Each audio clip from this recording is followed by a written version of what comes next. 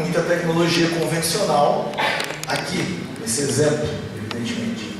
Mas há exemplos interessantes de tecnologia social. Alguém poderia me ajudar a indicar uma, pelo menos?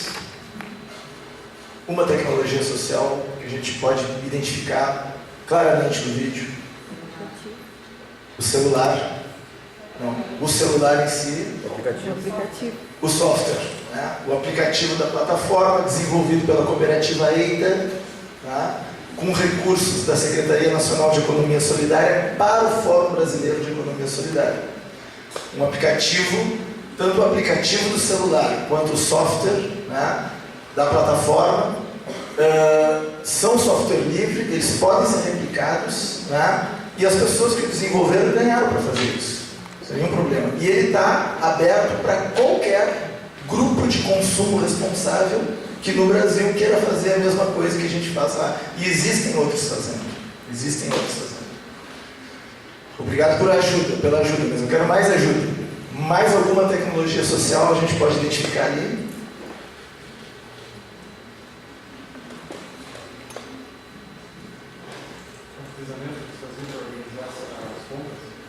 A estrutura da feira, o funcionamento da feira, né, é uma tecnologia de distribuição não convencional, aberta, livremente apropriável e desenvolvida na interação entre as incubadoras lá de Pelotas e os consumidores que queriam trabalhar e construir o grupo de consumo responsável. O grupo de consumo responsável é uma tecnologia de distribuição. O que mais? Obrigado. O que mais? Bom, gente, em cada produto da feira tem tecnologia social. Quando a gente pega, por exemplo, nós temos 420 produtos listados lá. A gente pode comprar cerveja artesanal, por exemplo, na feira. Muito boa, de passagem. A R$ 8,50 uma garrafa. Tá? A gente pode comprar vinho orgânico. A gente pode comprar suco de laranja e suco de tangerina da Ecocitrus, que é uma cooperativa que fica ali em Monte Negro, perto de Porto Alegre. Um suco feito com laranjas e tangerinas produzidas organicamente, um suco que não tem açúcar, não tem conservantes e que é engarrafado em vidro. Não foi fácil desenvolver esse produto. Foi necessário pesquisar, desenvolver, experimentar. A gente traz café orgânico, por exemplo, do sul de Minas Gerais, da cooperativa de produtores familiares de Poço Fundo. Como será que eles desenvolveram varietais de café orgânico? A gente vende roupas da rede de cooperativas Justatrama, roupas que são produzidas com algodão orgânico. Algodão orgânico que foi desenvolvido na Paraíba, numa parceria entre os sindicatos de trabalhadores rurais e a Embrapa de Caruaru. E que foi complementado também pelas pesquisas do SPLAR, uma ONG de Fortaleza, em parceria com os produtores de algodão da região dos Inhamuns, em Tauá, no sudoeste do Ceará. Enfim, quase todos os produtos que tem na feira virtual, eles tiveram que ser desenvolvidos como produtos. E que comportaram ali pesquisa, experimentação e assim por diante. Quem perde com esse tipo de tecnologia? Perdem as grandes empresas, o grande capital, perdem os oligopólios, cujo fundamento do seu poder basicamente está no controle exclusivo da tecnologia com que operam. Para isso existem os TRIPS, os Acordos Internacionais de Propriedade Intelectual. Aqui não tem TRIP, não tem propriedade intelectual, mas tem ciência, tem tecnologia. E quando ela se casa com a economia solidária, ela gera esse tipo de alternativa que a gente consegue perceber, que a gente consegue identificar. E quando a tecnologia social se casa com a economia solidária, a gente começa a construir a possibilidade de uma economia que seja de fato sustentável. Porque ela não está preocupada, entendeu, com o quanto de dinheiro eu vou ganhar. Isso não significa que as pessoas não estão preocupadas com dinheiro. Os produtos são produzidos, eles precisam ser comercializados. As pessoas têm que ter dinheiro para comprar o produto, para remunerar os produtores. Mas isso é muito diferente de eu pesquisar o princípio ativo de uma planta na floresta da Indonésia, patentear esse princípio ativo no laboratório da Suíça e cobrar royalties do mundo inteiro para usar aquele princípio ativo químico para a produção, por exemplo, de medicamentos. Então, o que nós estamos discutindo aqui não é apenas uma outra forma da gente construir e produzir tecnologia. Nós estamos discutindo o efeito social histórico da produção da tecnologia e o tipo de economia e de sociedade que essa outra tecnologia pode ensejar no futuro. Agora, é claro que isso envolve uma escolha ética, e toda escolha ética é uma escolha política. Porque a escolha que a gente faz em relação ao tipo de tecnologia que a gente vai utilizar, vai construir, o tipo de produto, inclusive, que a gente vai consumir, ele informa o tipo de sociedade que nós queremos para nós e que nós queremos para o futuro.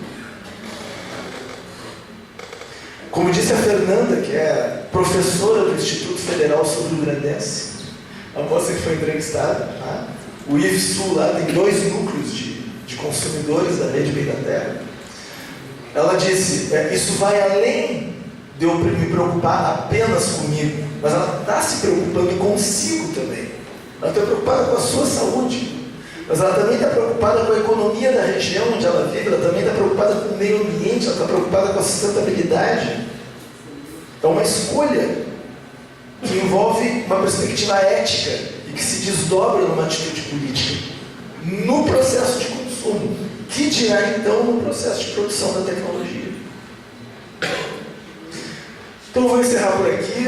Espero que o Renato não puxe demais as minhas orelhas, para elas não ficarem vermelhas demais depois. Tá? Queria agradecer o convite, né, que o Grupo de Estudos Tecnologia e Sociedade me fez para estar aqui. Espero que eu tenha contribuído de alguma forma com vocês. Tá?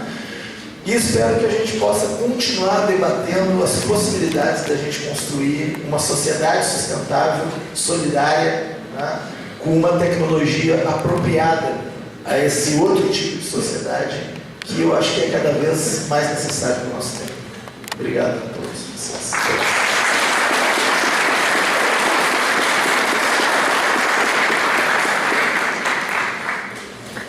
Agradecemos aí a participação e a significativa contribuição do professor Antônio Cruz. Passamos a palavra aqui para o professor Renato Daqui. Obrigado a vocês por estarem aqui nessa hora. Boa noite, claro. E obrigado também pelo fato de vocês estarem aqui organizando uma coisa tão interessante, né? Um encontro tão rico, com pessoas de diferentes idades, vejo muitas carinhas novas. Isso sempre estimula a gente a acompanhar, na medida do possível, essa força que vocês trazem para esses temas que a gente vem trabalhando.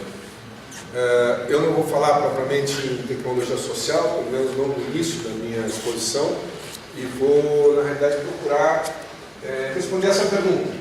Eu queria falar sobre esses temas na rede de institutos federais de educação científica e tecnológica.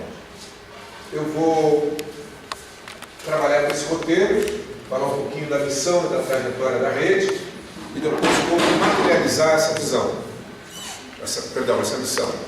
Como a tecnologia social e a economia solidária têm a ver com essa missão e podem ajudá-los a cumprir a sua missão. Esse é um trecho de um documento que fala sobre a missão da rede.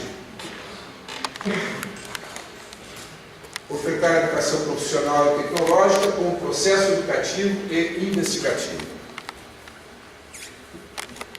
Orientar a oferta de curso em sintonia com a consolidação e fortalecimento de arranjos produtivos locais. Essa locação local da rede é muito importante. Estimular a pesquisa aplicada à produção cultural, no empreendedorismo e no cooperativismo, apoiando processos educativos que levem à geração de trabalho médio. Não está se falando aí em emprego e salário, e sim em trabalho médio. Especialmente a partir de processos de autogestão. Vejam como a gente está encontrando na missão da rede, na missão de vocês, alguns dos conceitos que foram já aqui colocados. Processo educativo e investigativo, arranjos produtivos locais, empreendedorismo, cooperativismo. A palavra empreendedorismo é uma palavra polissêmica e ela tem sido objeto de um deslizamento semântico. Ela hoje pode significar tanto o empreendedorismo da empresa privada, como também o empreendedorismo social, que tem a ver com a economia solidária. Eu procuro não usar essa palavra justamente porque ela é polissêmica e ela muitas vezes leva a confluências perversas que a gente deve evitar. Geração de trabalho e renda e autogestão. Eu acho que essas são as palavras-chave que eu gostaria de extrair da missão da rede. Falar um pouco da trajetória e da situação atual da rede. Mencionar um modelo primário exportador, um modelo de industrialização via substituição de importações, que é o contexto onde se dá essa trajetória da rede, e depois falar um pouco sobre o período mais recente da globalização neoliberal, da abertura de mercado e do abandono da industrialização via substituição de importações e de como isso caracteriza um outro contexto onde a rede atua. Esse é o sonho do desenvolvimento.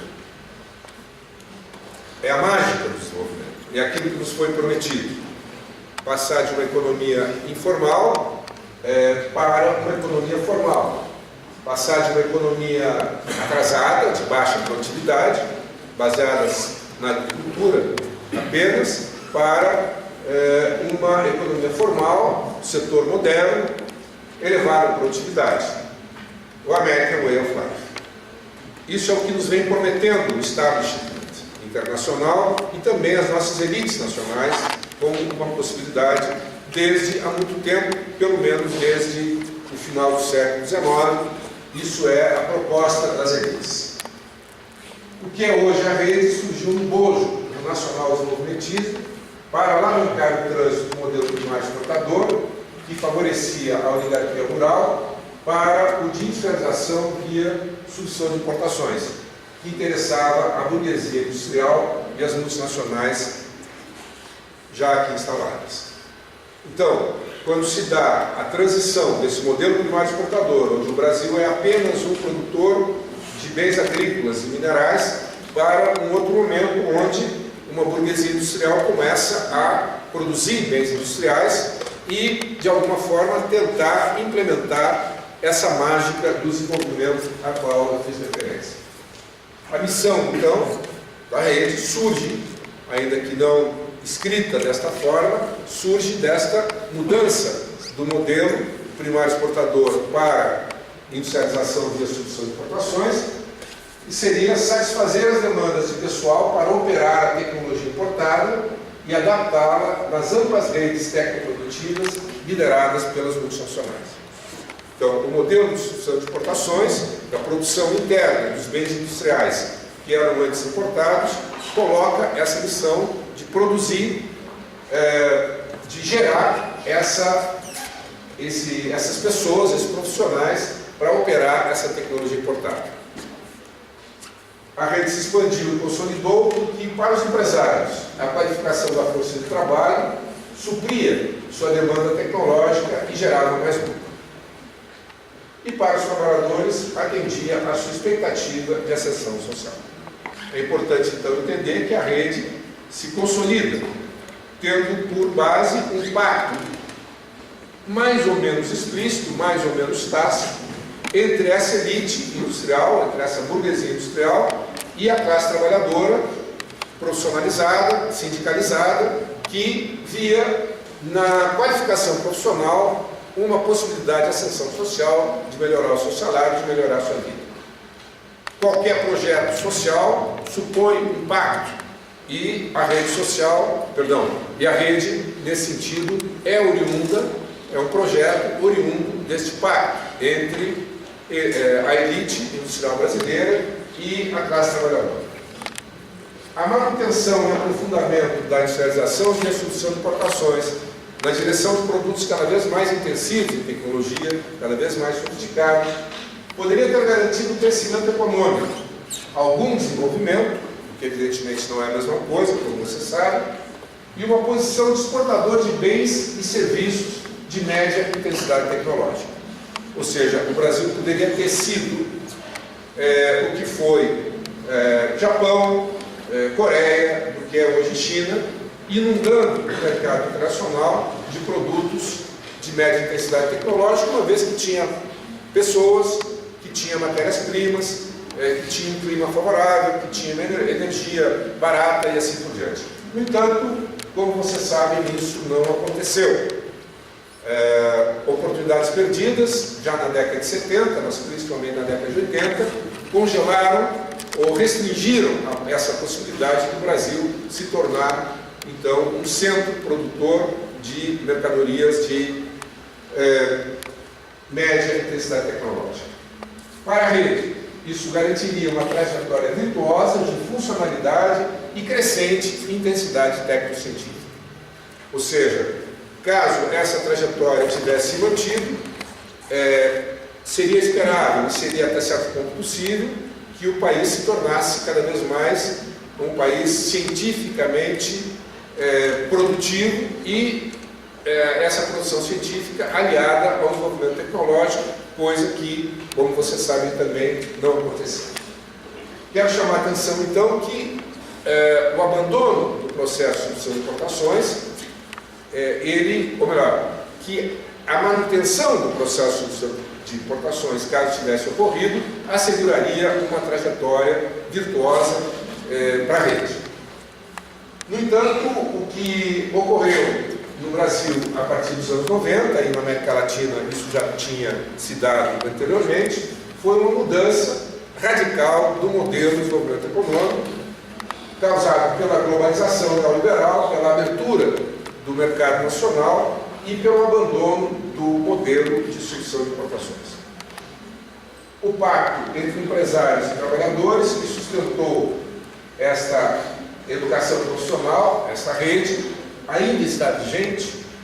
Eu acho que fazendo uma análise, ou melhor, para fazer uma análise do futuro da rede, é necessário colocar um boné de analista de política pública e olhar qual é o pacto social que sustentava a rede e a fragilidade ou fortaleza desse pacto.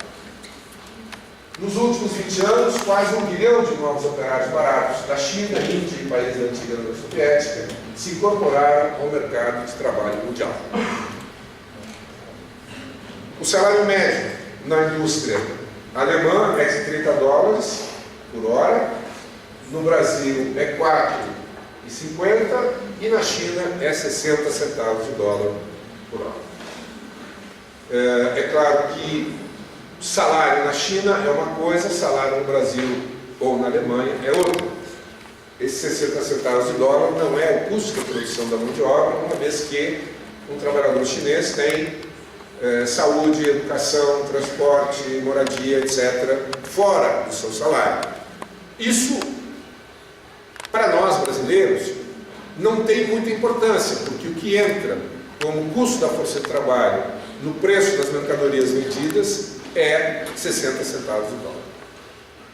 Estou chamando a atenção para esse fato que é categórico, no sentido de sepultar uma série de sonhos que durante muito tempo o país acalentou e que eram possíveis até o começo da década de 90, mas que, sobretudo a partir dos anos 2000, com o que nós poderíamos chamar de, entre aspas, invasão chinesa, se tornam esses sonhos irrealizáveis.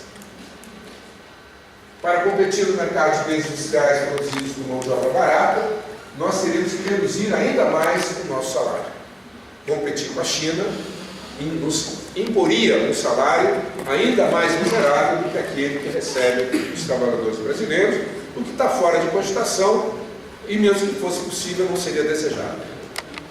A situação atual inviabiliza o modelo técnico-produtivo há anos perseguido pelas elites e que vem penalizando o conjunto da população. Importante salientar isso porque o nosso passado não é tão bom assim a ponto da gente desejar que ele volte. Além do que, a história não anda para trás. Eu procurei mostrar, simplesmente com esse dado do salário chinês, a impossibilidade de que a gente consiga retomar esta trajetória, né, de industrialização que foi prometida.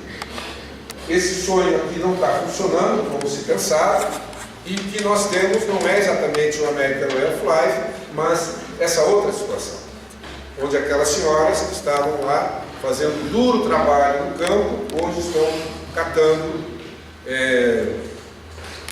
alguma coisa do lixo para comer. Se elas não encontram o que comer, elas catam garrafas, latinhas de cerveja, papéis. Esse é o Brasil. Vamos ter muito claramente que este é o Brasil que nós vivemos. É o Brasil que ainda é um dos países mais desiguais do mundo. Nós saímos de uma posição de terceiro ou quarto para uma posição de sexto ou sétimo, mas somos ainda um país de enorme diferença social e um país onde tem ainda muita gente numa situação muito precária. Isso tem que ser levado em conta, uma vez que o que nós queremos não é um Brasil para poucos, é um Brasil para todos os brasileiros, e isso deve estar na nossa análise a respeito de qual deve ser o nosso modelo de desenvolvimento e, nessa medida, qual deve ser o papel da rede. O que nós colocamos inicialmente como missão da rede é algo que deve nos preocupar, porque afinal é o que está na lei, mas também deve nos preocupar essa situação, que não é exatamente algo que esteja plasmado em nenhuma legislação brasileira, mas que é a realidade que eu gostaria de chamar a atenção de vocês. O abandono, então, do modelo de substituição de importações, inviabilizado pela globalização neoliberal, leva a uma desnacionalização e uma desindustrialização da nossa economia, a um processo de privatização muito acelerado durante o governo Collor, durante o governo Fernando Henrique Cardoso, uma privatização das empresas estatais e uma desnacionalização e desindustrialização da economia brasileira. Todos esses fatores vão agravando a possibilidade de que a rede tenha a trajetória virtuosa que foi possível durante o processo de substituição de importações. Então eu vou chamar a atenção para como essa mudança do contexto coloca a rede perante uma disjuntiva, perante uma encruzilhada. Nós vamos continuar tentando implementar o velho processo de desenvolvimento baseado no pacto, nesse pacto que hoje está fragilizado, ou vamos tentar uma outra perspectiva. Já estou avançando justamente para mostrar o que poderia ser essa outra perspectiva, o que poderia ser a alternativa que hoje se coloca como inviável e que, na realidade, volto a chamar a atenção, nem sequer é desejável. Então, esse abandono da substituição de importações diminui a demanda por desenvolvimento, adaptação e operação de tecnologia. Nós estamos regredindo no país em muitos setores de média e alta intensidade tecnológica, justamente em função dessa situação. Nós somos 204 milhões de brasileiros, 160 em idade de trabalhar, pessoas que podem trabalhar, que têm capacidade de trabalhar, e apenas 45 estão na economia formal. 45 milhões de pessoas no Brasil têm carteira assinada. o que nos mostra uma enorme capacidade de produção de força humana desaproveitada. Essa relação entre 45 milhões de pessoas com carteira assinada e 160 em idade de trabalhar é uma proporção muito baixa, comparativamente no nível internacional. Importante chamar a atenção que desses 45, só 7 milhões estão na indústria manufatureira. Nossa indústria está reduzida, então, a 7 milhões de empregados. É importante colocar esses dados porque esses dados não estão na mídia. E quando se fala em indústria no Brasil, costuma-se dar a impressão de que a indústria brasileira é muito maior do que 7 milhões de empregados. Há mais de 5 milhões de vendedoras de Avon e Natura e 7 milhões de empregados ou empregadas domésticas. Em outras palavras, nós temos o mesmo número de pessoas trabalhando na indústria e nas casas de família como empregados ou empregadas domésticas. É verdade que nos últimos 12 anos foram criados 18 milhões de empregos formais. O governo Fernando Henrique terminou com 28 milhões de pessoas com carteira assinada, hoje nós temos 45 milhões, foi um salto muito importante, porém, vamos chamar a atenção que nesse período nasceram 25 milhões de pessoas. Ou seja, quando tudo dá certo e se consegue gerar emprego formal, ele não absorve nem as pessoas que chegam ao mercado de trabalho. O que eu quero dizer com tudo dá certo? Quero dizer que Bolsa Família gerou demanda, gerou crescimento econômico, aumento do salário mínimo, expansão da previdência social. Em muitas cidades brasileiras, o único dinheiro que circula é aquele que ganham os aposentados. O boom das commodities, tudo isso gerou uma possibilidade de gerar emprego formal. No entanto, mesmo quando tudo dá certo, nós não conseguimos nem sequer empatar. Isso não é só no Brasil que ocorre, evidentemente, eu estou colocando aí em inglês para todo mundo entender: Jobless Growth Economy e Job Loss Growth Economy. Em outras palavras, não tem lugar mais para todo mundo. É importante chamar a atenção, nós temos dados no mundo inteiro, vou citar apenas 54% dos jovens de menos de 30 anos na Espanha estão desempregados. E não venham me dizer que eles não são qualificados. Não é um problema de qualificação, não é um problema de empregabilidade, como diria um neoliberal. É um problema de que nós estamos numa situação onde a tecnologia é uma tecnologia que desemprega cada vez mais, e nós vamos ver logo em seguida, em detalhe, algo sobre isso. A desindustrialização, desindustrialização e incapacidade de absorção da economia informal vem desestabilizando e enfraquecendo o pacto social que sustentou a rede até há pouco tempo atrás. Essa é uma conclusão intermediária da minha exposição. Eu, pelo menos, tenho essa visão. Gostaria que vocês pensassem sobre isso, refletissem sobre isso, porque disso depende o futuro da instituição. A sua disfuncionalidade, a disfuncionalidade da rede vai se agravando à medida que se desfaz a capilaridade que unia a rede ao tecido industrial, onde até então era significativa a presença da pequena e média indústria de capital nacional. Quer dizer, nós estamos desaparecendo, né? A partir da década de 90, inúmeros setores que eram demandantes de profissionais qualificados e de adaptação tecnológica, para que vocês tenham, simplesmente para fixar um número.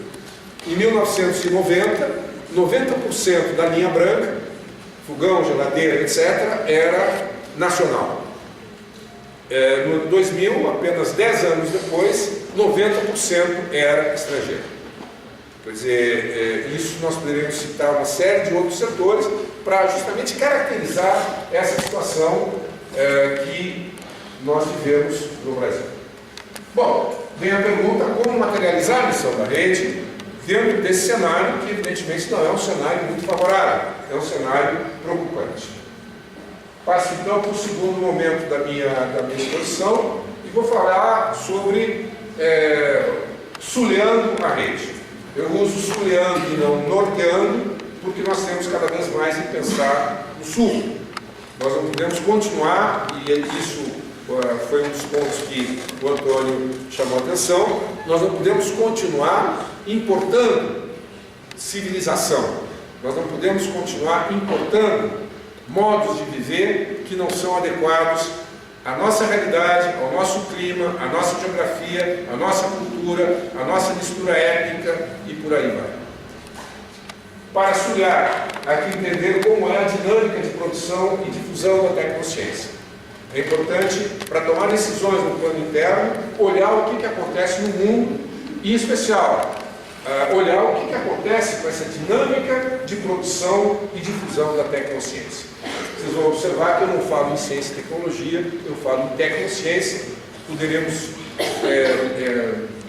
explicar um pouco melhor isso, mas eu acho que todo mundo tem a clara consciência de que o que nós fazemos na universidade não é apenas ciência e o que se faz nas empresas não é apenas tecnologia. A quem serve essa dinâmica? Serve para os mais ricos. 90% da pesquisa feita no mundo está orientada à criação de tecnologias para os 10% mais ricos. Isso é uma frase de uma professora do MIT. Vocês vão acreditar mais nela do que em mim, por isso que eu trouxe o argumento de autoridade dela. 90% da pesquisa em saúde é para doenças dos países ricos, onde moram 10% da população. Apenas 1% dos medicamentos desenvolvidos nas últimas 4 décadas são para as doenças de pobres. Então, primeira característica dessa dinâmica, ela está orientada para o interesse dos mais ricos. Não estou falando de países mais ricos, mas de uma forma geral, pessoas mais ricas. Para fins militares, não há como esquecer que nos Estados Unidos 70% do gasto público em pesquisa, e vejam que os Estados Unidos é o país que mais gasta em pesquisa. Praticamente 50% do que se gasta no mundo em pesquisa é gasto nos Estados Unidos. 70% do gasto público em P&D chegou a estar orientado diretamente para P&D militar.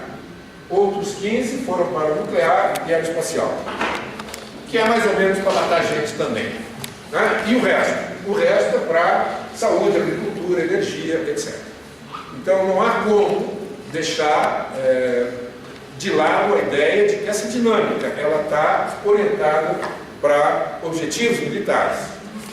Para as empresas, vejam o que se gasta em pesquisa hoje no mundo, 70% se gasta nas empresas. O 30% que se gasta em outras instituições, universidades, institutos de pesquisa públicos, corresponde a apenas 30%, e esse 30% não há como negar, está comprometido com os interesses das empresas. As pesquisas que nós fazemos na universidade, nesta universidade, na minha e muitas outras no mundo inteiro, praticamente na totalidade das outras, é produzir mão de obra para que as empresas possam funcionar cada vez melhor, evidentemente esse melhor segundo os seus interesses. Importante chamar a atenção, 7D749, a metade da pesquisa que se faz hoje no mundo se faz nas empresas multinacionais, naquelas que também o Antônio fez referência, que vocês sabem, adoram o meio ambiente, adoram gerar emprego, adoram proporcionar alimentos saudáveis para todo mundo. Será que é para diminuir o tempo de trabalho? Eu pergunto aos mais jovens que estão aqui, quantas horas vocês trabalham por dia? Quantas horas vocês gastam para se manterem empolgados, para poderem ter uma oportunidade no mercado de trabalho? Eu acho que você deve estar trabalhando já 14 horas por dia. Quantas horas trabalhava o seu avô? Quantas horas trabalhavam os índios que habitavam essa planície sul-americana? 3 horas por dia. E viviam muito bem. Isso pode parecer filosofia, utopia, coisas muito, né, estranhas, mas eu acho que a gente tem que pensar um pouco nisso. Me reporto novamente a colocação que fez o Antônio, e que eu acho que ficou muito claro essa necessidade de que a gente faça uma opção a respeito da vida que nós queremos levar, que nós queremos transmitir para os nossos descendentes. Será que era para promover a igualdade, gerar mais e melhores empregos? Isso eu já acabei de falar. É para que as empresas produzam melhor e mais barato? Esse jovem, quando era jovem, mas até hoje ele diz a mesma coisa, com a concorrência intercapitalistas, teremos produtos melhores e mais baratos. A Apple vai dar uma bastonada para o Windows, a Windows vai responder com um tiro, ou vice-versa, e aí nós teremos produtos cada vez melhores e mais baratos. Quantos carregadores de celular e computador existem nas casas de vocês? Só com aquele diabo, aquele pluguezinho, né? A voltagem e a amperagem de entrada e saída é a mesma. Mas é isso que nós temos. Nós temos esse diabinho contribuindo para que tenhamos obsolescência planejada, deterioração programada, consumismo exacerbado e degradação ambiental. É essa a dinâmica técnico-científica que nós estamos assistindo, e é muito pouco provável que essa dinâmica possa, de fato, nos levar a essa sociedade mais igualitária e mais sustentável que nós desejamos. Como é que essa dinâmica é entendida? Pelos integrantes da rede, e eu não falo apenas da rede, eu falo agora pela comunidade de pesquisa, pela comunidade científica, pelos nossos professores, pelos nossos pesquisadores. E vou falar um pouco sobre ideologia. Quem já me ouviu falar sobre isso está até achando puxa de novo, mas é de novo. É de novo porque eu acho que nós, mesmo conhecendo essa brincadeira do coração vermelho e da mente cinza, eu acho que nós temos que continuar com essa missão, eu diria, de discutir esses temas no nosso meio acadêmico. Acredito então que os estudantes e professores que estão aqui têm um coração vermelho. Senão estariam fazendo outra coisa, né? E o que é o coração vermelho? Deseja uma sociedade mais justa, equitativa e ambientalmente sustentável. Por isso, como cidadãos, querem colocar-se a serviço do que julgam ser a justiça social. Acho que todos vocês querem um país mais justo, um país mais igualitário. E também querem o mesmo em relação ao conhecimento que vocês possuem. Vocês querem colocar o seu conhecimento a serviço desse projeto. Mas há também quem tem o coração cinza.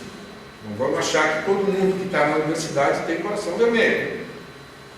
Esses corações cinzas são muito coerentes, né? Com a coerência que os caracteriza, eles possuem uma mente também cinza.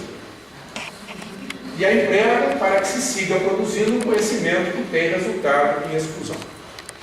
Estou sendo bem categórico, bom, esse é o meu estilo, vocês me perdoem se estou indo depressa demais, ou se estou indo de uma forma muito abrupta ou violenta, mas é importante que a gente entenda isso.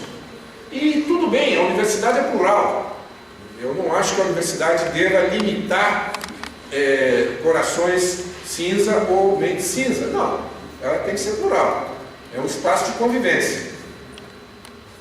Agora, é importante a gente entender um pouco melhor o que significa essa ideia, essa imagem, essa metáfora da mente cinza.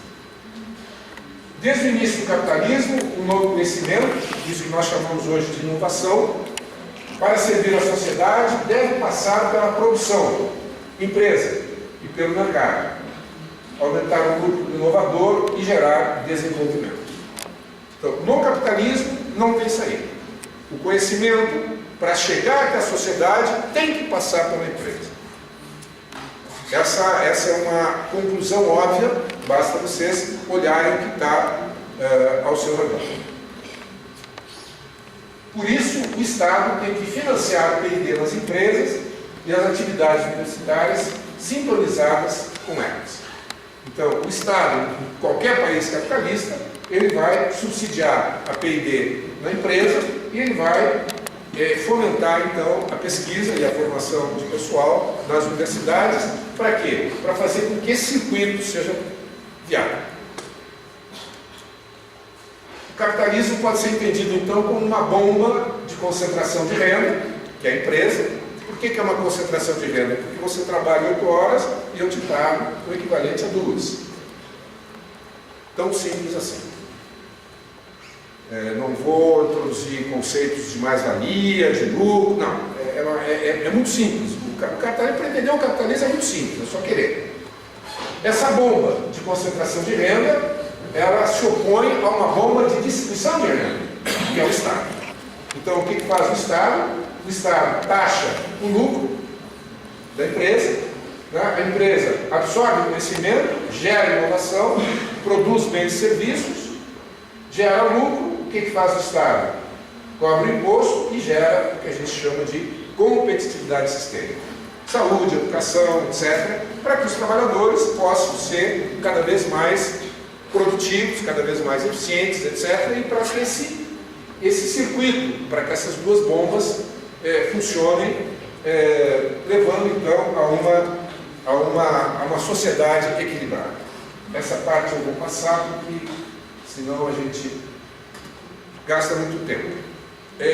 Vou resumir essa parte, depois de mostrar a dinâmica tecnocientífica como ela é, mostrar como essa dinâmica ela é fruto de um arranjo socioprodutivo que a gente pode chamar de capitalismo, que tem a empresa como o ente fundamental. Se a empresa for inovadora e competitiva, gera empregos bem pagos, produtos melhores e mais baratos, o empresário tem mais lucro, investe mais, paga mais imposto, os trabalhadores ganham mais, os consumidores ficam mais bem servidos, enfim, há crescimento e desenvolvimento social. Beleza. O capitalismo pode funcionar muito bem. Isso aí não é brincadeira, isso aí ocorre na Finlândia, na Noruega, certo? Mas quando alguma daquelas bombas não funciona direito, o capitalismo não, entre aspas, funciona direito. Ele funciona como capitalismo, mas ele se transforma em algo perverso, em algo selvagem. Né? E é isso que nós temos nos países periféricos. Né? Quer dizer, as empresas do Brasil sonegam 10% do PIB. Vejam, no Brasil se fala muito em corrupção. Claro que temos que denunciar a corrupção, mas a corrupção não chega a 2% do PIB.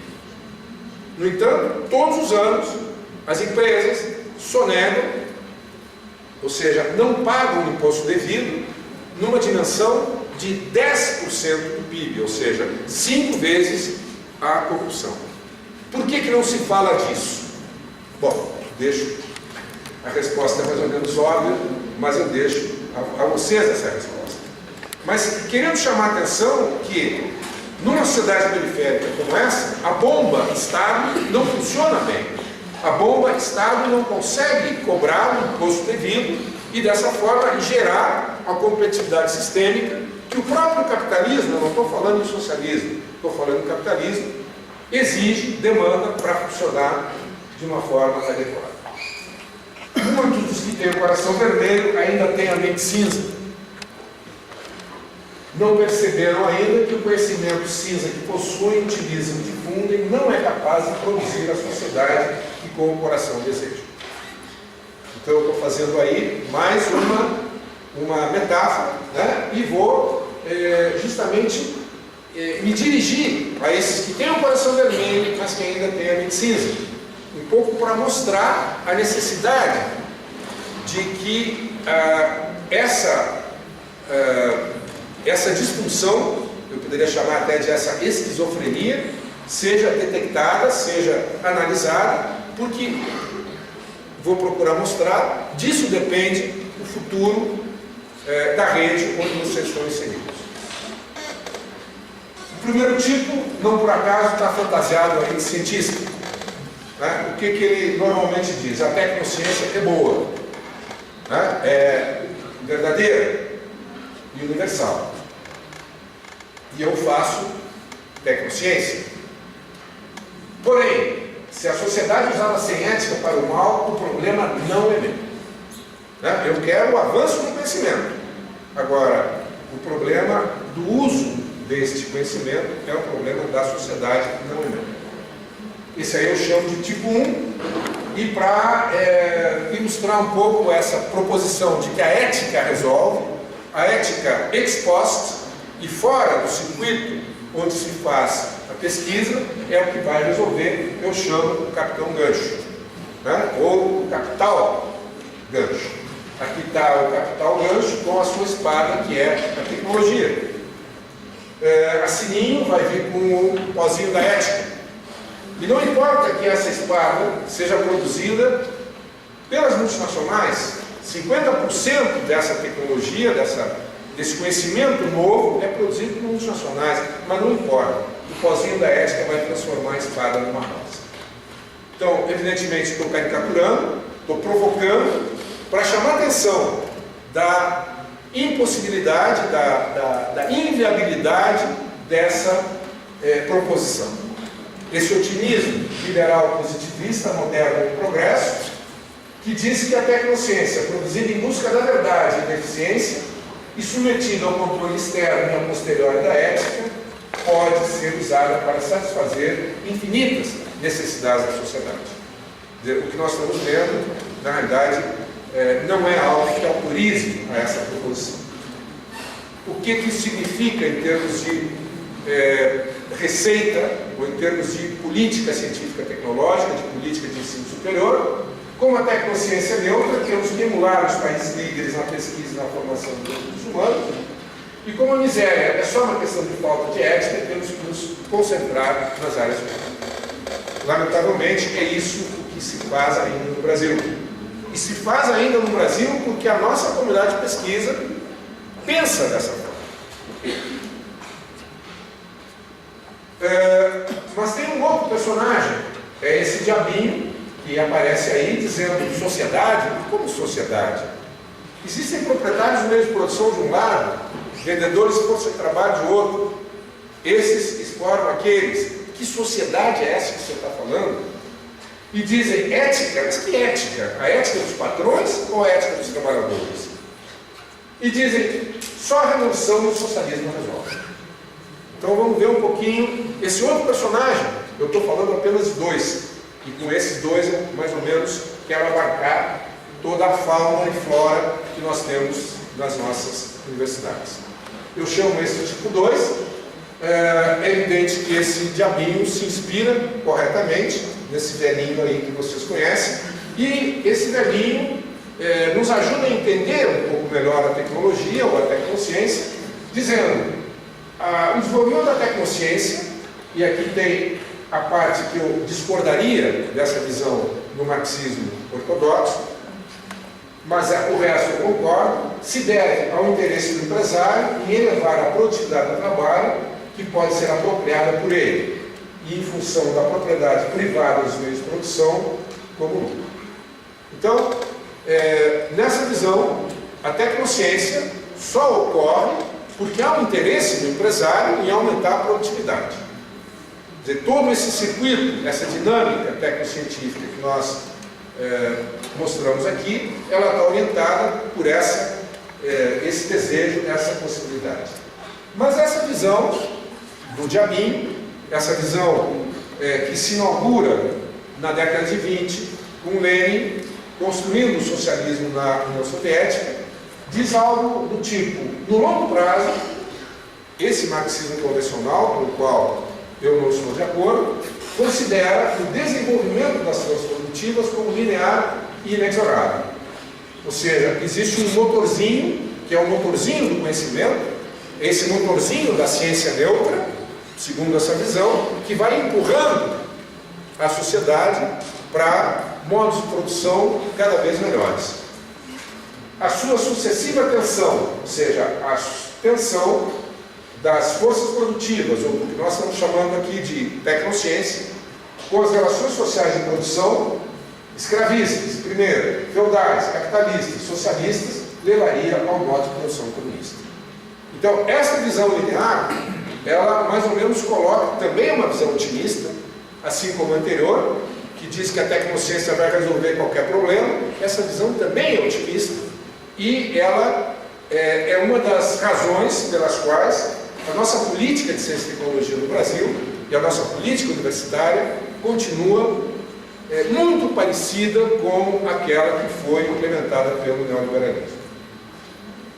Eu vou chamar agora o sociopampo, que é a ideia do socialismo, né? E o capital gancho, e agora a Sininho vem com o pozinho da revolução. E o que a Sininho consegue? Consegue que a espada troque de mãos. E aí lá vai o Peter Pan, o sociopampo, construir o socialismo com a tecnociência capitalista. Por quê? Bom, porque se ela é neutra, dá para fazer isso. O problema justamente é essa questão. Será que ela é neutra? Ora, o que diz esse diabinho? Ele diz, olha, a tecnociência que hoje oprime a classe trabalhadora, não há dúvida que ela oprime, nós estamos de acordo, eu acho, muitos de vocês, se não a totalidade, pelo menos começam a pensar nessa possibilidade de que a tecnociência hoje oprime a classe trabalhadora. Amanhã, com a revolução, poderá ser apropriada por ela e usada para construir o socialismo. Apropriada e usada. Então, eu tenho algo que é neutro, eu vou me apropriar disso e vou usar para outra coisa. Essa, mais ou menos, a ideia. Como militantes, lutamos pela revolução do socialismo. Enquanto ela não vem, vamos produzir ciência de qualidade, essa qualidade com muitas aspas, fazer o que querem os cientistas, afinal, eles é que sabem de tecnociência. Não há como deixar de chamar a atenção de que esses diabinhos hoje fazem parte dos órgãos que fazem a política de ensino superior e a política de ciência e tecnologia no Brasil. E esses diabinhos pensam dessa forma. Por quê? Porque eles entendem a ciência ou a tecnociência como sendo neutro. E lá estão eles querendo construir o socialismo ou alguma coisa parecida, mas na realidade eles não são muito diferentes. O que nos obriga a refletir um pouco mais e nos perguntar, será que de fato a tecnociência pode ser assimilada a uma espada, que dependendo da mão ela vai fazer uma coisa diferente? Ou será que a tecnociência é como uma vassoura de bruxo? Indo ainda nessa metáfora dos nossos desenhos animados, vocês lembram que a bruxa boa não consegue voar na bruxa má, na vassoura da bruxa má. Ela corcoveia e não tem jeito. E aí nós temos que justamente olhar a experiência da degenerescência burocrática do socialismo soviético para ver como essa tecnociência ou essa tecnologia importada para implementar o socialismo levou a uma traição dos ideais do socialismo, justamente em função da existência progressiva de uma burocratização causada pela necessidade de fazer funcionar uma tecnologia capitalista, segmentada e hierarquizada, que começa a ser utilizada numa economia, numa sociedade que já não mais tinha patrão. Se não tem patrão, tem que ter um burocrata. O burocrata podia ser burro, podia ser burocrata, mas não era burro.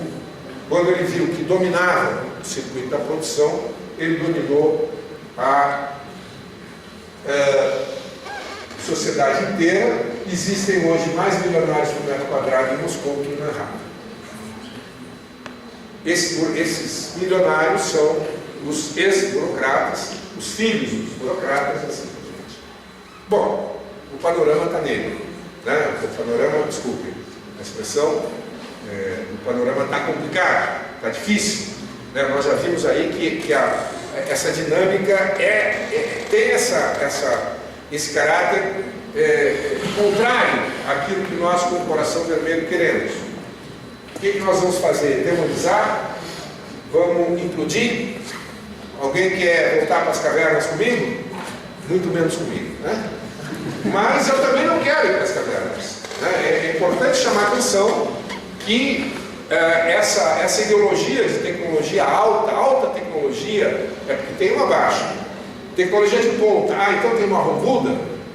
Isso é tipo da bobagem, né? O que nós temos que entender é que existe uma tecnociência que alavanca um projeto político, que é esse que nós estamos vivendo ainda hoje, e uma tecnociência que alavanca um outro projeto político, uma outra sociedade. Como é que está o meu tempo? Alguém tem ideia?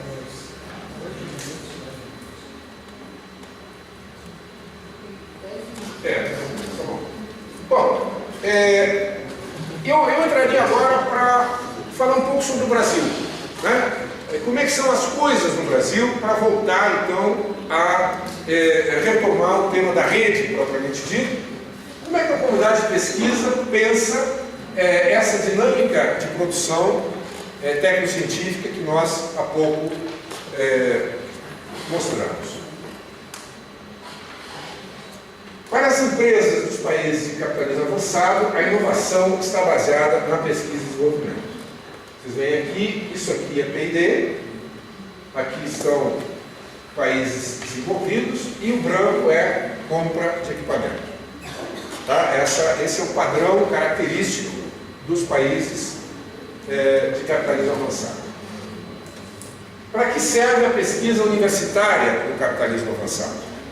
Esse é um ponto importante, nós temos que desmistificar a ideia de que aquilo que se faz, a pesquisa que se faz na universidade, é importante para a dinâmica das empresas. Para que serve o que nós fazemos? Esse conhecimento, resultado das pesquisas, é isso o que a empresa demanda, ou o que ela demanda é pessoas que sabem fazer pesquisa? Clara a pergunta. Nos Estados Unidos, por exemplo, 99% do recurso para P&D empresarial é gasto intramuros. Somente 1% é contratado com empresas e institutos públicos de pesquisa. Então vejam que, será que o que a gente faz de pesquisa interessa para a empresa? Estou mostrando claramente que não interessa. Ou seja, essa pergunta aqui, nós temos que responder claramente: não interessa. Se não interessa nos Estados Unidos, muito menos vai interessar no Brasil.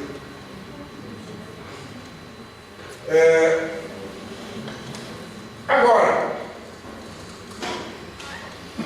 70% dos mestres doutores que se formam em ciência dura nos Estados Unidos, 70% vão para onde? Fazer P&D nas empresas. Mas eles contratam apenas 1% do que eles gastam? Eles contratam apenas 1% do que eles gastam com a universidade. Por quê? Porque o que eles precisam não é o resultado imaterial da nossa pesquisa. O que eles precisam é o resultado incorporado em pessoas que sabem fazer pesquisa. Está claro? Nós podemos dizer, olha, se parasse de fazer pesquisa, ou melhor, se a gente pudesse inventar uma maneira de formar um mestre e doutor sem obrigar o cara a ficar 5 anos na universidade fazendo pesquisa, o que aconteceria? Aqui no Brasil, a inovação se dá via aquisição de tecnologia desenvolvida, em especial a incorporada em máquinas e equipamentos. Então aqui está o Brasil. Isso aqui é P&D dentro das empresas, isso aqui é compra de equipamento. Então é um padrão totalmente diferente. Tá? Aí nós temos duas possibilidades. Ou nós vamos tentar mudar os empresários, tá? Isso não é só no Brasil, em todos os países periféricos é assim. Ou então nós vamos entender essa realidade e tentar, de alguma forma, nos adaptar proativamente a ela. No entanto, a nossa comunidade científica, ela costuma dizer isso aí: os empresários são atrasados, não percebem a importância da inovação para serem competitivos, não veem a P&D como um investimento. Né? Essa frase vocês já devem ter ouvido várias vezes. Né? empresário atrasado. Dizia há 40 anos esse gênio: em qualquer lugar e tempo, as empresas e países farão 3 bons negócios com tecnologia: copiar, roubar ou comprar. Esses são os bons negócios. Desenvolver tecnologia é um péssimo negócio. Nenhuma empresa, em nenhum lugar do mundo, em nenhum país, vai desenvolver tecnologia se puder roubar, copiar ou comprar.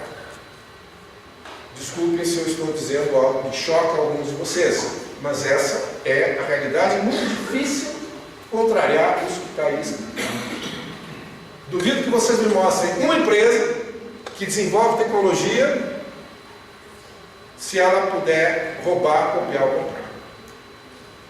No Brasil, a condição periférica faz com que qualquer coisa que vocês vejam aqui que é produzida no Brasil ou lá fora, ela já era produzida no norte, já era produzida nos Estados Unidos e na Europa, correto? Bom, se já tem tecnologia, para que nós vamos desenvolver de novo? Está claro o que eu estou dizendo? Quer dizer, esse nosso estilo de desenvolvimento, ele não dá margem, ele não demanda pesquisa. Ele demanda profissionais para operar a tecnologia importada. Claro que há exceções, e essas exceções, eu coloquei aqui algumas delas, elas se verificam justamente quando não há possibilidade de comprar, roubar ou copiar. Por questões climáticas, questões de saúde humana ou animal, ou então quando há uma imposição política de algum ator político importante. Os militares: eu quero um avião, e o Brasil fez um avião. Estou falando da Embraer. Então, essa colocação que normalmente fazem os nossos fazedores da política de ciência e tecnologia, de que existe uma falta de ambiente inovativo, atraso, ignorância, irracionalidade dos empresários, nós devemos entender que esta resposta é economicamente racional. Os empresários brasileiros são provavelmente os melhores do mundo. Por que eu digo isso? Porque eles conseguem ter a maior taxa de lucro do mundo. A taxa de juros no Brasil não é a maior do mundo? Bom, se tem alguém produzindo um alfinete no Brasil, é porque a taxa de lucro é maior que a taxa de juros. Óbvio. Puxa, que atrasado, né? Eu não conheço um empresário grande, inovador, que não vá, pelo menos uma vez cada 2 anos, para a Europa, para os Estados Unidos, ou para o Japão, para a China, ver o que está rolando. Ou seja, comprar equipamento, comprar tecnologia incorporada em insumos para trazer para o Brasil. Por quê? Porque o que tem lá tem que ter aqui. Nós somos uma economia, uma sociedade mimética. 80% das empresas inovadoras no Brasil declaram que elas inovam comprando máquinas e equipamentos. Esses dados são dados da Pintec. Essa proposição, então, ela é ridícula. Na realidade, ela é ridícula. Para dar mais um dado para vocês, que eu acho que é a Caixa Pant, no Brasil, entre 2006 e 2008, nós formamos 30 mil mestres doutores por ano em ciência dura. Engenharia, física, química, biologia, tudo isso que empresa no mundo inteiro precisa para ser de fato inovadora, onde ela não pode copiar, roubar ou comprar. Em 3 anos foram 90 mil mestres doutores. Nos Estados Unidos, 7 vezes 9, 63, seriam 63 mil mestres doutores que teriam sido absorvidos pelas empresas situadas no Brasil. Foram absorvidos 68 pessoas. Eu não estou me enganando, não. Tá? Quer dizer, 90 mil foram formados. Quantos foram para a empresa? 68. Pô, mas nós não estamos formando eles para fazer pesquisa? Nós estamos formando eles para fazer pesquisa, igualzinho ao que formam nos Estados Unidos. Só que lá eles vão, aqui eles não vão. Das inovadoras, 7% têm relações com universidades e institutos de pesquisa. Dessas 7%, 70% dizem que essas relações são de baixa importância. Na Unicamp, que é a universidade que tem maior contato com empresas para desenvolvimento tecnológico, ou desenvolvimento, isso eu vou deixar de fora. Bom, essa aqui, ó, quando se fala em polo, parque, incubadora, empreendedorismo, eu só posso rir. Eu só posso rir porque está se falando de sei lá do quê. Quer dizer, mas enfim, não vou, acho que já dei. Bom, vamos voltar então para a rede, tá? Como é que nós vamos resolver essa crise, né, de funcionalidade? Nós estamos num país onde está se fazendo um esforço enorme de inclusão social. 40 ou 30 milhões de pessoas nos últimos 12 anos pararam de passar fome. O que é muito importante. Não venham me dizer que não é importante, porque me dá vergonha que um brasileiro ainda esteja passando fome. Então, é importante entender que esses programas compensatórios são algo muito importante, eles têm que continuar e eles têm que, na realidade, evoluir no sentido de implementar aquela frase daquela música: o povo não quer só comida, o povo quer comida, diversão e arte. Então, temos que olhar. Os excluídos e os beneficiários dos programas compensatórios não conseguem emprego na economia formal. Estou colocando uma frase bastante categórica e colocando uma dúvida enorme, um enorme ponto de interrogação no que diz respeito a esse projeto, a essa proposição. Daí eu tiro que a inclusão social não ocorrerá pela via do emprego e salário, e sim pela criação de oportunidades de trabalho e renda. E aí eu me aproximo rapidamente do tema da economia solidária. O que nós estamos propondo é claramente a economia informal sendo transformada em economia solidária. Ou seja, não vamos buscar a inclusão social dos excluídos na empresa, mas sim nos empreendimentos solidários. Primeiro porque é inviável, pelas razões todas que nós mostramos inicialmente. Vou falar novamente: jobless e job loss growth economy não tem quase possibilidade de falar de que isso aconteça. A proposta da economia solidária ocupa um espaço crescente na agenda do governo, dos movimentos sociais, mas carece de uma plataforma cognitiva de lançamento. E aí eu chego no conceito de tecnologia social.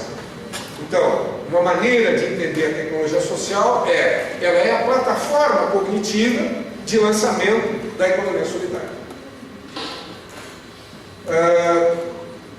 Podemos entender a tecnologia social como aquela que necessita os arranjos produtivos, empreendimentos solidários, que estão brotando da economia informal e sendo organizados pelos que não trabalham nas empresas. Essa é uma outra maneira de entender a tecnologia social. Essa proposta é necessária para garantir a sustentabilidade econômica, social, cultural e ambiental desses empreendimentos.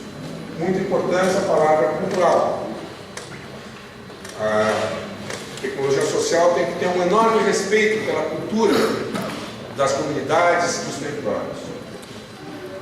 Tecnologia convencional, empresa privada. Tecnologia social, empreendimentos solidários. Cruzamentos desse tipo aqui, esse aqui é um cruzamento meio que absurdo, pelas razões a essa altura óbvias. Um cruzamento desse tipo é suicida. Um empreendimento solidário que tente usar a tecnologia convencional vai tentar montar na vassoura de bruxa. Aqui se busca emprego e salário, aqui se busca trabalho. Nós temos que fazer crescer isso para tornar possível o nosso sonho de coração vermelho. Aqui nós temos propriedade privada dos meios de produção, que é a base da economia capitalista e que é a base da empresa privada.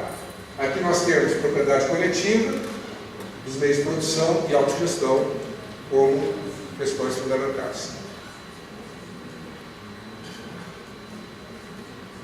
Plataforma convencional muito bem projetada é a da economia formal capitalista. Veja que esse desenho aí está muito bonitinho, muito bem feito, e a todo dia está subindo um novo foguete.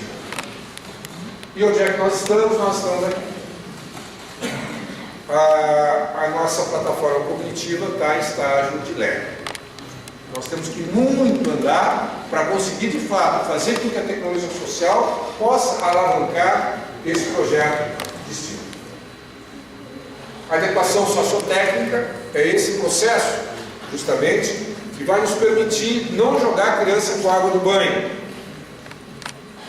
Nós não vamos esquecer tudo o que a humanidade nos legou. O que nós temos é que reprojetar a tecnologia capitalista, a tecnologia das empresas. Fundamentalmente, é essa desconstrução e reconstrução que é a proposta básica da tecnologia social. Quando se quer de um engenheiro que projete uma tecnologia, ele vai fazê-lo com as ferramentas que conhece, de acordo com o marco analítico conceitual de que dispõe. E agora eu entro claramente na missão da rede e naquilo que eu gostaria que vocês refletissem sobre. O que cai fora desse mar, de sua planilha de cálculo, não tem solução.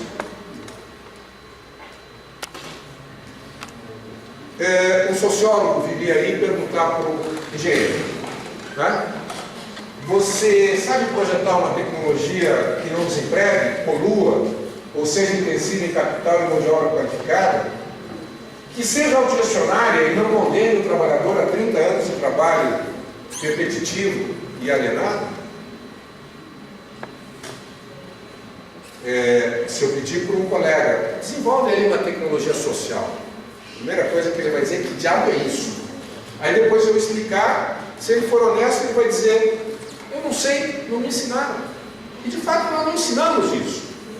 A nossa universidade frauda os que de coração vermelho querem participar de um projeto societário distinto daquele que a gente vive. Coitado do engenheiro, foi para casa, cantou os pulsos e viu o sangue escorrendo na banheira. Porque realmente é um drama. É um drama que a gente vive nas incubadoras, é um drama que a gente vive na universidade. Os nossos colegas, os nossos estudantes de engenharia, que querem, de alguma forma, se envolver com esse processo de reconstrução do país, dizendo, eu não sei fazer isso. O meu código técnico não permite que eu faça isso. Nosso desafio, conceitos, critérios, relações, modelos, fatos estilizados, algoritmos, variáveis e parâmetros, terão que ser especialmente concebidos para ir tornando a planilha de cálculo dos engenheiros flexível e permeável e coerente com os valores e interesses da economia solidária e da tecnologia social. Eu acho que esse é o nosso desafio fundamental. Há que introduzir na planilha de cálculo variáveis alternativas da geração de desemprego, da degradação ambiental, da deterioração programada, etc. Um aluno, um estudante de engenharia formado pela Unicamp, ou por essa universidade, vai para uma empresa e o empresário diz, esse cara não sabe fazer nada, eu vou ter que ensinar tudo ele de novo. E o que ele vai ensinar? O que esse aluno, ex-aluno engenheiro vai aprender? Ele vai aprender obsolescência planejada 1 e 2, né? São duas matérias de obsolescência planejada. Deterioração programada 1 e 2. Ou vocês pensam que é fácil projetar uma televisão que ninguém consegue arrumar, que tem que trocar a tal da maldita placa? Ou vocês acham que é fácil produzir um automóvel ou uma máquina de lavar roupa que quebre exatamente 366 dias depois de ser comprado? Você acha que isso é fácil? Isso é muito complicado. E é isso que cada vez mais as empresas estão exigindo que a universidade ensine. E nós temos que nos rebelar contra esse apetite desmesurado de fazer com que as coisas quebrem depois de 366 dias de uso. Pessoal, é isso. Muito obrigado. Desculpe o...